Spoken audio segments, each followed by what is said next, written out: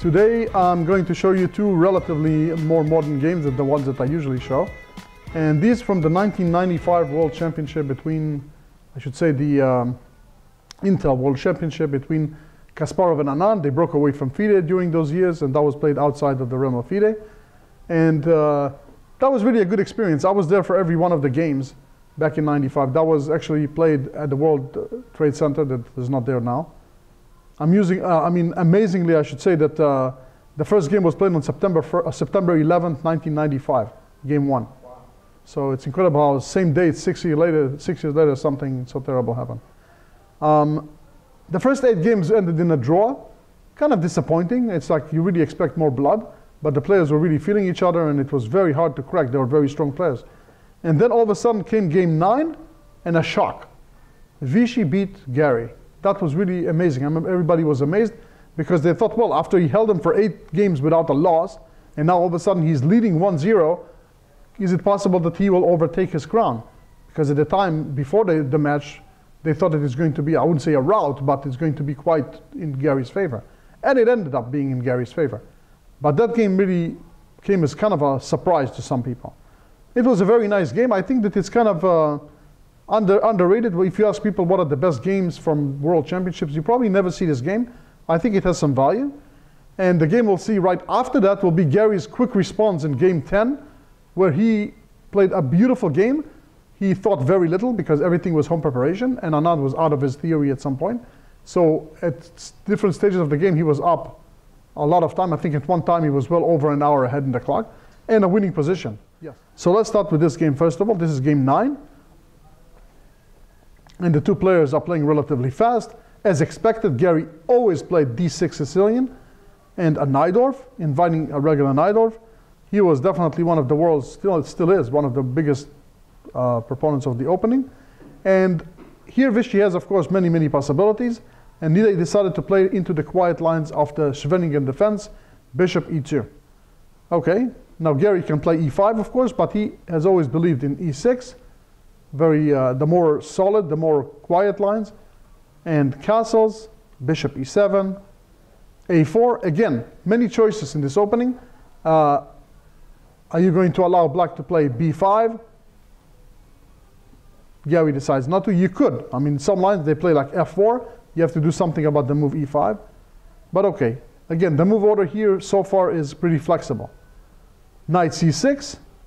Again, it's a question of taste. Some people like to develop their knights to d7. Garry decides to hit immediately at the center, the principled move. Bishop e3, defending the knight extra and developing the last undeveloped piece. Castles, f4. So we have the tabia of the Scheveningen defense. I mean, this is very Scheveningen variation. Everything here has been played many times, and nothing new under the sun. So here Garry played queen z7 as expected. The queen always moves, and he's ready for some crisis in the center. Watch what happened. King h1. Again, it's a very good idea for white to have his king away from the long diagonal. You know, whatever happens later on. You can imagine, for example, just to give one verbal line that I will mention. In some lines, after the knight takes here and the bishop takes here, black wants to go e5 and immediately get rid of this pawn for that pawn if you can. And what happens many times is that the queen is already on e1, and after a capture, he wants to go queen to g3. So, for example, let me throw a variation and show you, for example, if I play, let's say, queen e1 immediately instead of king h1, just to show. So takes e5, and if white takes queen g3, pinning the pawn to the queen. Obviously, you cannot take the bishop. Now white looks really good, because if you go bishop d6, I can take the knight on f6. It's pinned. The pawn is pinned. So you'd have to play something sad like knight d7. Then I'm going to play knight d5, crushing. However, black has a very simple response. Bishop c5, because as you can see, the king is on the long diagonal, and the bishop is pinned. So the pawn on e5 is no longer attacked. And that is guaranteeing equality. That is, you know, if you can take the knight on f6, then I'll take on d4 with check. It's nothing to write home about. I'm going to put my bishop here, so you'll never really kill me with the knight. This is all theory. This is all well known. So that has been known to not really promise that much. So king to the corner, very logical. And now Garry decides to play the move rook e8. Again, there are some nuances in this position that I have to tell you that I don't really understand. Like, what is the difference between rook e8 immediately or other moves? I'm not sure. That's very few people understand it. Kasparov is one of very, very few that can really claim that they understand the opening. So for him, this is important. So f8 is now cleared for a bishop, just in case. You know, there's a pawn advance. If the pawn's advancing here, the bishop can come to f8, and g6, the bishop can relocate. So, can I ask you a question? Yes, please. Okay, now with that in mind, now when the white king went to h1, yeah, is it also in preparation to save his bishop where he can back his bishop up? To g1, you mean? Yeah. Sometimes. There is a very rare move, bishop g1, in some lines of this variation. Very rare. But that definitely, I would definitely not call it a main reason. The main reason is to just move the king away from the diagonal once and for all. So bishop f3, again increasing the pressure in the center and on the long diagonal, making it life much harder for black to play moves like c6, and the diagonal will open. So black plays again the principal move, bishop to d7. Now black has a, by the way, I should say that in the Kasparov-Karpov games, you would see a lot of the move rook to b8, moving the bishop, the rook away from the diagonal. That was back in 1990. They played several games where Karpov was white, Kasparov was black, and rook b8 was played. Again, very, very small nuances, differences in the position. So, bishop d7, what is the idea? The idea is very simple. He wants to play knight takes d4, bishop takes d4, or queen takes d4, bishop c6. Completing the development, getting some pressure against the e4 pawn, and again with the moves rook d8 and then d5, hoping to free his position and just get a decent game if white doesn't do anything concrete. So again, in this position, white plays a move that he rarely would not do, but in this specific position it's good, and that is to play the move knight b3.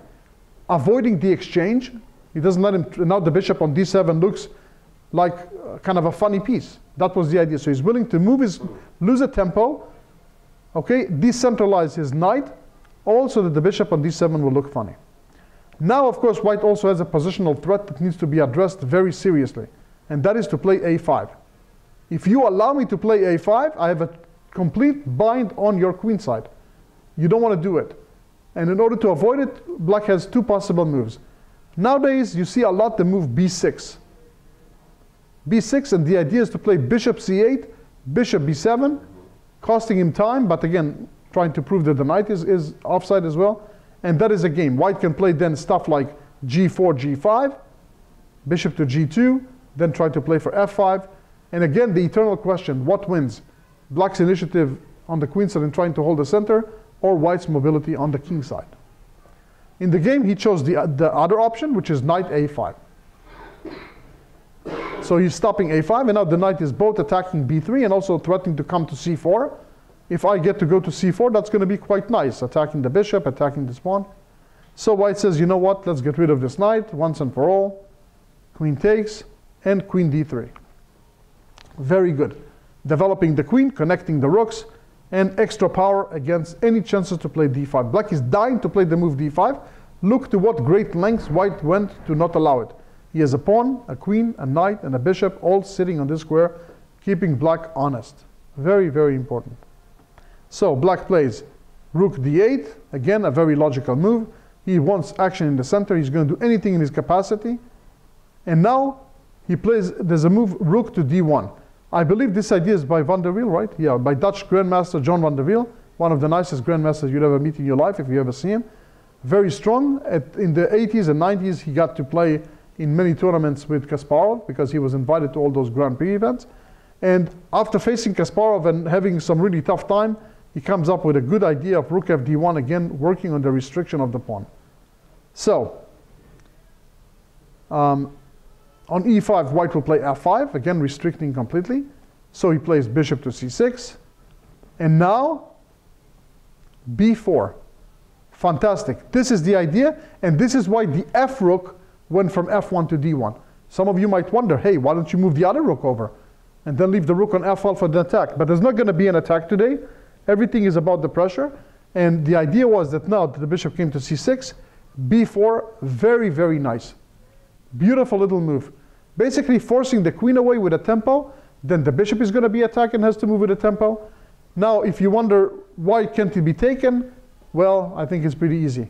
After you take here, I'm just going to play rook to b1, queen has to go to a5, bishop b6, and where's the queen going now?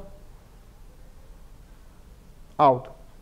So, queen c7, b5, very, very good. And again, you think that now maybe an automatic capture is in order, but that will be a terrible mistake. He played bishop d7 immediately, which is a good move. Why? Because if he takes on b5, takes, and then the bishop moves, you vacate the very important a4 square for my knight by taking. The pawn will not be here anymore, so takes, bishop d7, knight a4, and I'm already ready to come visit on b6. First of all with my bishop, but then sometimes with my knight. Very unpleasant from black's point of view, we cannot allow it. So, he played bishop to d7. Okay, now, again, a very strong move by white, a move that I don't know which one of his second found. He played rook b1. Before knight e2 was played. Knight e2, rook c8, and black got a lot of play here. So now we have this move. Very, very interesting. Once again, we have a slight threat. ba6, and then bishop to b6, skewering the queen and the rook.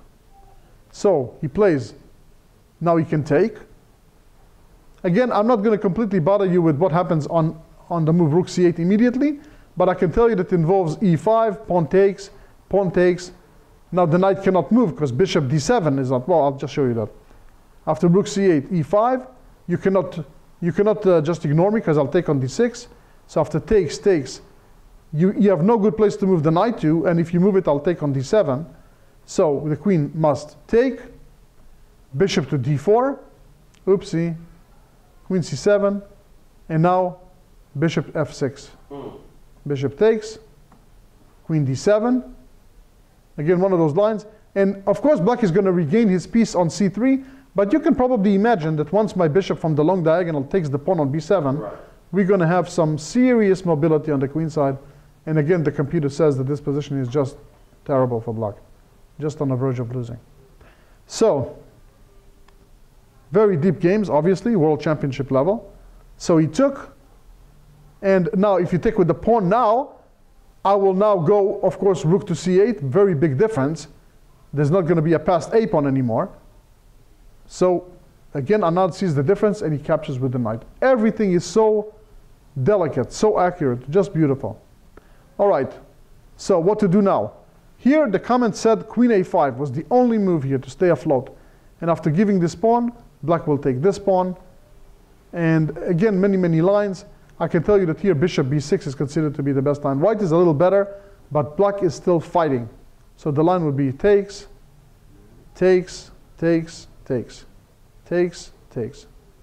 and slight advantage for white, but nothing too much. Two bishops, and the pawn on b7 is not going anywhere. Okay. Instead, he took and queen takes. Rook takes might have been even better, but this already is kind of a slight but permanent edge for white. His idea is very simple. He wants to win the b7 pawn and march his a pawn all the way to the queening square. That's my simplistic plan. So, of course, black is trying to repulse that. If you take on b7 and I take on a4, I have very little to worry about after the queen trade. So, c4, saving the c pawn, advancing, e5. Well, again, every move you have to count what will happen if I get to play a5 at some point and e5 and the bishop will take on b7. I mean, of course I can do it immediately, but for example, bishop b6, queen moves, e5, and problems along the diagonal. So he tries to shut both bishops with e5. And now, again, not to take immediately on e5, but to play here. Queen c8, if queen c6, takes, and c5. Beautiful little move. Now the black structure just falls apart. The two bishops now really have a say in the position. Now it's really, I'm just threatening to take one pawn and then take the other. If you take my pawn, I'm going to take on e5. And again, the knight, where's the knight going? No place for the knight to go. The knight's going to be trapped in the middle of the board. So this move just collapses the black structure. Just when it seems like he's attacking a4, he's holding on to everything, and comes a move like this, and he's collapsed. So obviously, they realize that. So he plays queen c8, f takes e5, d takes e5, a5. Again, we can see that white is very happy.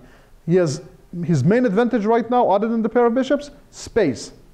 He has a huge advantage in space. That is the problem. So bishop f8, h3. Again, such a nice little move. I mean, just in case the knight will ever want to move something like reposition itself or knight g4, and also for the weakness of the last string, everything is held with one little move. The element of time is not huge here. Queen e6, trying to activate the queen. Rook d5, a beautiful move by black. This you've seen, there are like a million examples in chess, in chess history for placing a rook where it can be captured by a minor piece. But again, when you see you have two bishops and the pawns are going to be moving forward, it was amazing to see that Kasparov bit the bait. I was amazed to see that he took that. Nobody expected him to take. But something, you know, he was calculating something. Probably he made either a wrong evaluation or a miscalculation. I don't know to today why he did that. But the idea, of course, is wonderful. Well, the rook is really immune, should not be taken, because in the game it was taken, you'll see what happened. Instead, what he should do is just maintain the position, just be patient. For example, they say h5. Okay, with the double purpose of A, if I ever want to move my knight, I won't be facing bishop g4, so that stops that. And also an escape square for the king, just a patient little move. And again, white would have the burden of showing that he has, that he can realize his positional advantage. Instead, he just took, and they give two question marks. It's not often that you give Kasparov, other than, there are games that he just blundered outright, and you give two question marks. That happens to everybody. But it's very rare that you give it to a positional blunder. So takes, now look at those pawns with the two bishops. Nothing can stop them now. How he did not evaluate that, it's really very interesting. As it says, now white just has to push his pawns. That's it. It's almost without effort. Do you remember what response he gave when he answered when I asked that question? Nope. No, I don't remember. I honestly don't remember. It was like, it's many, many years, like 20, 21 years ago. No. But I got to tell you that if I catch him on a good moment, I might ask him. Because it's very, very rare. It's kind of a question you don't want to ask someone at his level, because he has so many billions, and you ask him about a two question mark move, he's not going to like it. But, you know, at the right time, sometimes you talk about chess, and you talk about the right moment, you can ask him. So, queen g6. Again, c5. Very easy to calculate. The pawns are simply moving forward. Okay, the only chance, the only move to really talk about, bishop e2. Very calmly, white basically blocks that black pass pawn, and he has pass pawns that cannot be stopped. Okay, all kinds of moves are possible now. Bishop e7, d6 will be played, followed by d7 and bishop c7. And I'm going to take the b7 pawn, so let's see what we're talking about. After here, here, here, and here. I'm not even going to queen anything. I'm just going to take the pawn on b7, and at the right time, a6, a7, bishop b8, bury the rook. All my pawns are going to move forward. Terrible. So instead he went rook e5, queen d7. Of course, last trick, maybe d6, bishop takes d6, and the pawn is pinned. But of course, that's not for someone like either Anand or Kasparov to miss. And now he played rook g5. Yeah, if queen g3, you can even take the pawn, and then you defend the pawn on g2 with rook g1 easily. There's just no attack and no chances. He tried this, and Anand just played here. e3. And again, one line was to play just queen takes b7, rook moves, d6, winning also very easily. He decides to go here. Good enough. Rook g3. Now queen takes b7. Queen e6. One little cheapo. Rook takes h3 is threatened. If I can take this pawn with my rook, I'm going to win, either by mate or... So I don't have to tell you that this is not going to happen, obviously. Also, if you try to play something like bishop g4, trying to prevent it, and then rook takes g4, And if pawn takes, queen h6 is too much. But Anand is just unimpressed. Simply king h2, the best move. An excellent move. There were still some other tries. I mean, they mentioned all kinds of moves, like if rook f1, but I mean, there are really other moves, like rook d1 was also very good, and queen d5. The idea is to trade queens. And there's just no mate anymore. But I think that this is definitely the funnest move to make. Because after this, you just know that this is nothing. And I think he resigned here, if I remember correctly. Yeah, he resigned here. 1-0. He mentioned some line, right? If here, here, here. Bam. Yep. And on queen e5, there's no good discover attack. Right, exactly. Okay. On queen e5, I'm just going to play like d7 and bishop c7 if I want to. So it's like, once Kasparov realized that the last trick failed, he resigned. So that was the first game that I'm going to see tonight. They showed tonight, game 9, like I said. And everybody went home in great shock. The great Kasparov lost in the World Championship, and he's now behind. However, then came game 2. So this game was really impressive. If we thought that Anand's win was amazing, then this game just came as a... It's like Garry really had to do some work reminding everybody who is boss. It's like, yes, I lost the game. Yes, I'm behind 1-0. Yes, I haven't won anything in the first 9 games of the match. But now, let me show you why I'm playing here. It's not by raffle that I get my seat. So, they play again the Roy Lopez that they have played, the open Roy Lopez. Okay, this is just, notice that black took on e4 with the knight as opposed to playing bishop e7 and b5 and casting, which is like the normal classical Roy. So d4, again, the most promising move. Black doesn't dare take on d4 because rook e1 is going to start a disaster. So he needs to kick before the bishop takes the knight here. Once again, he's got to realize that the pawn on e5 is lost. Anyway, rook e1 can always regain it. And he says, okay, let's make the maximum. d5, very good. Now everybody takes with the pawn. If you take with the knight, then you allow me to trade knights and place my bishop on a much better square in the game. I can play on a long diagonal, which the bishop is much better off than where he has to end up here. So by taking the pawn, d5 is hit, and you have to play bishop here. That's why we keep the knights on the board. So again, many, many lines have been played before. He played knight d2. You could also play bishop e3, or queen e2, and after bishop c5, bishop e3, all kinds of lines. He played here, here, also normal, c3, d4. That was the main argument. That was, by the way, also one of the lines that was played back in 1978 in the famous games, in the famous match between Karpov and Korchnoi for the World Championship in the Philippines. Also, you could see many, many moves, and like every time somebody improved the variation and then his opponent went to the drawing board and he came up with a remedy and then another one.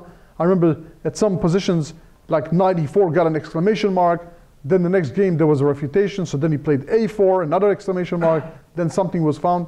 So in a match, of course, what you find on the spot is like the best for the moment. Then later on, you know, it can change.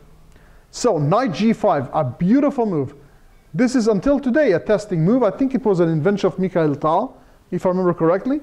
Very typical of him. It looks like, wait a minute, didn't you just move the knight to where my queen can take it? The answer is yes, your queen can take it. But the thing is, when the queen takes it, I want to go queen f3. So, in the game he took here, but let's examine that if queen takes here as a variation, queen f3, I'm getting my piece back.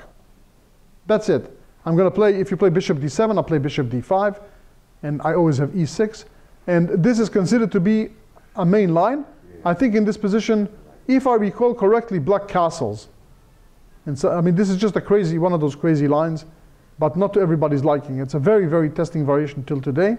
Like I always say, if we have 4 hours, we can discuss everything. However, we have 20 minutes, and I have to actually be out before that. So, in the game, again, that was the discussion. Pawn takes on c3, knight takes on e6. Of course, you have to take with the pawn. Going back with the knight is just crazy. And then, after recaptures, queen to d3. Exactly. This was game 6, I believe, that they played also. Yeah. In game 6, this position arose, and knight f3 was played. Okay, knight f3 is not a bad move, per se. It's a decent move. But it led nowhere. As you can see, Anand was prepared and the game ended in a draw. Kasparov was not happy with what he got, went to the drawing board, or his seconds went to the drawing board, or all together, came up with a monster novelty. Bishop c2, fantastic. A fantastic move, really a great move. Chasing the queen away, listen, because black's justification to this position is that he is gaining space, touching the pawn on c3, wanting to take it. Also in some lines he will be interested in taking the pawn on e5. Whites want to say, hey, I'm castled, you're not. I have two bishops, you don't. I have some open diagonals and lines, I'm gonna prove you wrong. And this move really starts it all. Now if you just go back with the queen, again, first of all, remember, I have moves like queen f3, which will pin the knight to the rook, and again, just like in the other one, it's going to be even a worse version. So he does queen takes c3, again, the computer approves, and knight b3. Very, very strong. You think, wait a minute, isn't he attacking the rook, and after knight b3 I can just take it and win the rook? The answer is, well, when you analyze everything at home, you can do all kinds of things. This is not just a free rook. And now Anand was starting to consume oodles of time. He was kind of surprised by a strong novelty, and he has to figure out a lot of stuff. Okay, at first he took this move. After knight b3, instantly played. Knight takes, bishop takes, and now we have reached the main intersection of our game. Okay, in the game he didn't even dare take the rook on a1, and here's a variation of y. If he takes it, then check, g6, king d7, bishop takes e6, and then queen g4 check is just enormous, enormous. So here, the knight is being hit, and after knight d8, okay, again, many variations. I'm just going to go with the main line, or else we'll sit here until midnight. Rook d1, again, what a move to find at home. You can take a rook and you don't even bother to take it. And again, they mention all kinds of ideas. Queen takes e5, bishop f4, and then the queen takes on a8. After rook b8, trying to save the rook, queen d3, the point of rook d1, and queen d7, checkmate is threatened. Huge. This is just fantastic. Okay, again, to show the variation all the way to the end.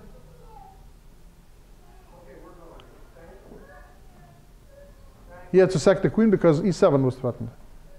And in this position, again, many moves are possible. Bishop g4, keeping black completely tied down is possible, but okay, this is also okay. White is just much better, obviously. The queen is just way more active than the two rooks. Look at the way the two rooks are. So also, my pawn structure is much more healthy. I mean, I can always try to pick up those pawns with my queen.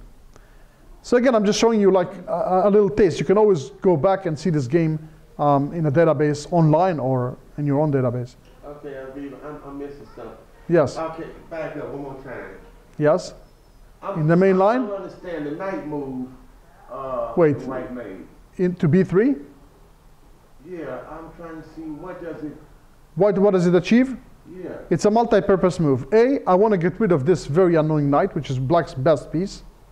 B, I want to be able to develop this bishop, which is very important for me, as you will see. And C, I'm defending my rook temporarily, because again, when you take it, I have enough resources on the light squares. So, the best move.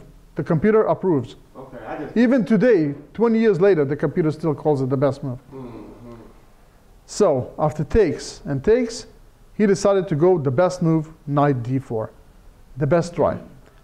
Now he took away queen f3 in some lines, he's still threatening the rook, and he's attacking the bishop on b3 in some variations. Okay. So, queen to g4, again, played very quickly by Garry. Again, an expected kind of response. He's attacking on e6 with his bishop and queen. Of course, now knight takes b3, queen takes e6. Curtains, just terrible.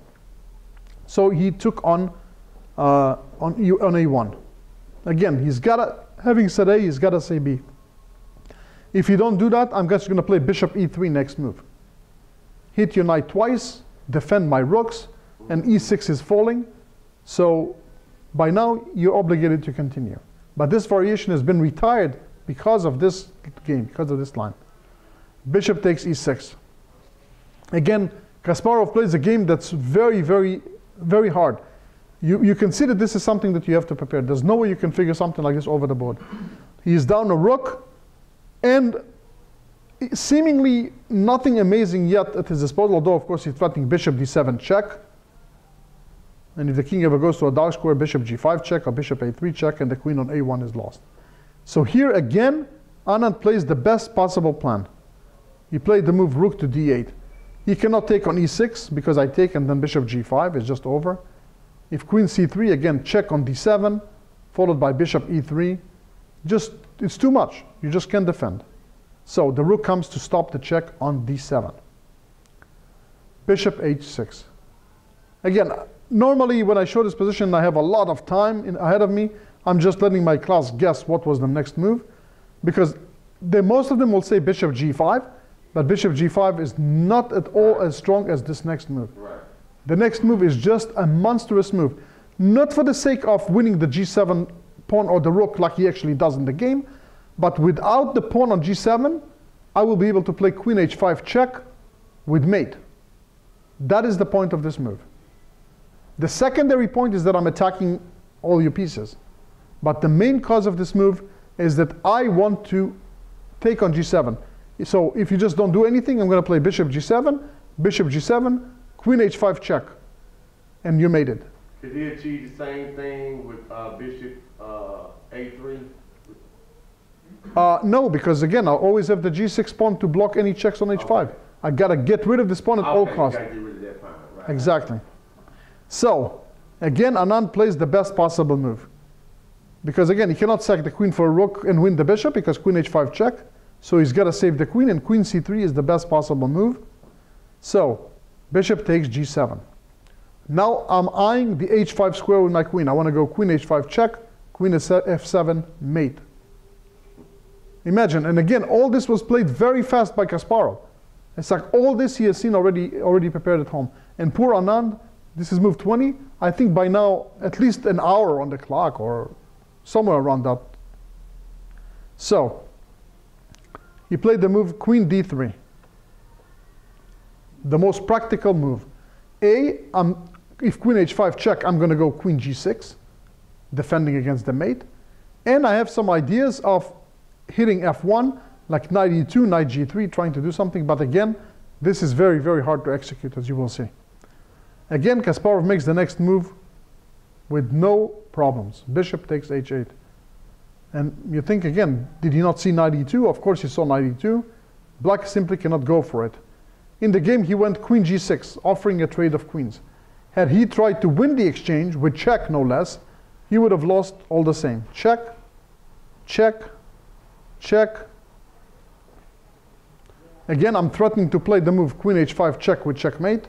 So, here, bishop f5. And again, there's just no good moves. If queen d1, trying to trade queens, I'll just play f3, block the diagonal. If you go to c4, so you can have f7, then I will just play f4 myself. And again, the black king just has no hope. Here, let's say you take, I take, and again, decisive. I can push my f pawn and my e pawn. I'm going to play bishop g6 check and bishop f6 mate, which is the main threat. Just complete helplessness.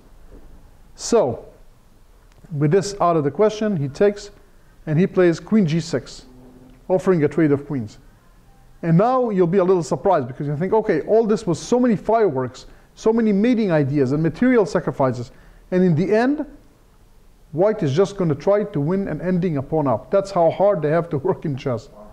So, bishop f6, the queen trade is inevitable. So, bishop e7, again, the most logical move. You can't just afford to move the rook away from civilization. He took it, and now queen takes queen. If you don't take the queen now, then I will be able to just play queen h4 check, and by keeping the queens on the board with your king on e7, you just have no chance at all. It's even worse for black. So at least now we're playing an endgame. Takes, takes, and takes. Now you can say that the fireworks are done, the dust is cleared, that the smoke is cleared, I should say. And again, you see that white has a bishop against knight, an extra pawn.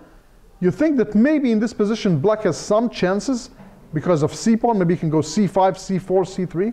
If he does that, he might indeed get counter chances. So that's why white plays rook c1, the last hard move of the game.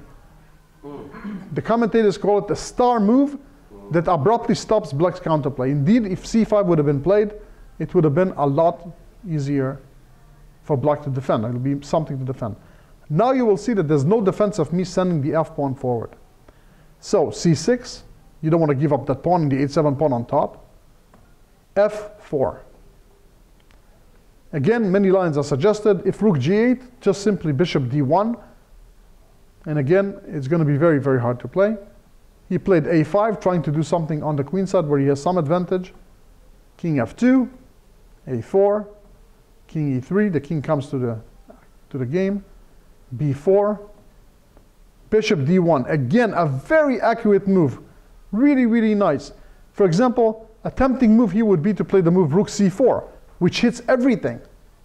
It hits d4, tickles c6, hits b4, but after rook c4, simply a3. And of course now, very, very annoying. You can't take the pawn because of the fork.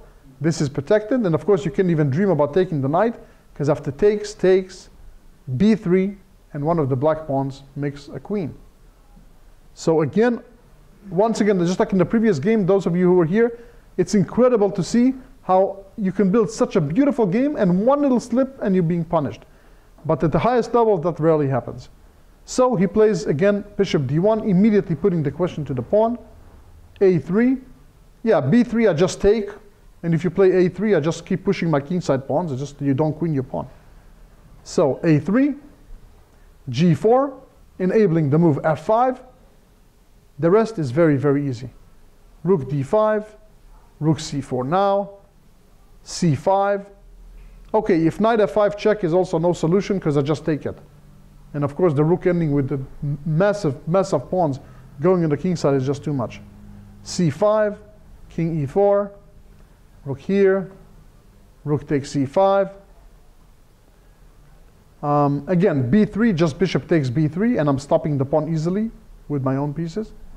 So knight e6, rook d5. Again, a beautiful move. You're attacking my rook, you're attacking my bishop on d1, and you want to play rook d4 check. I kill all those with one move. So, rook here. Of course, you cannot trade and win on f4. I go king c4, and I win all your queenside pawns on top. So here, f5, rook c4 check, king e3. If king d3, rook c3 is just not the point. Knight c5, g5. Beautiful by Kasparov. It's just like really a perfect game, basically. Rook to c1, rook to d6, and in this position, Anand resigned. There's just no defense against f6, and then e6 is protected. So my main threat is f6, and then bishop h5, and the king is going to be mated on d8. Basically, there's no defense. Complete and utter demolition by Garry. Beautiful game. Okay, guys, this was it. Thank you for coming for my lecture. To my lecture.